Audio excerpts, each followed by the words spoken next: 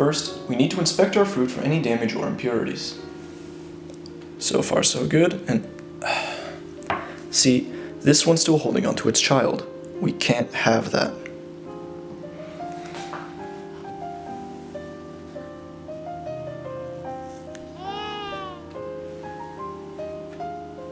This next part we need to do quickly, otherwise the anxiety from being separated from its child will tend to spoil the fruit.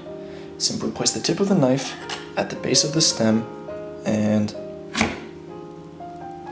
Don't worry, it didn't feel anything. It's an apple, no nervous system. I will be teaching along the guidelines of the Revised American School of Food, though I'm fully aware that other cultures prepare their food for consumption or consume their food a little bit differently.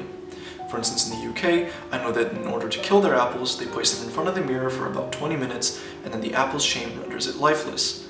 Personally, I'm not a fan of this method. I think it's a little bit inhumane. Furthermore, I don't have 20 minutes in my schedule in order just to prepare an apple, and the shame tends to spoil the apple's meat.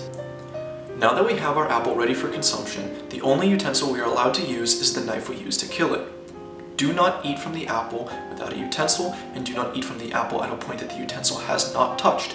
Otherwise, you will be looked at and treated like the barbarian that you are. We already have our blade inserted in the top of the apple. From here, simply cut downwards, and reinsert at the top at a slightly different angle, cut downwards again. And just like that, we'll have a small enough piece that you won't choke on it, it's large enough to fit in your hand, and it is large enough that you'll be mindful of it while chewing, also so that you don't choke on it.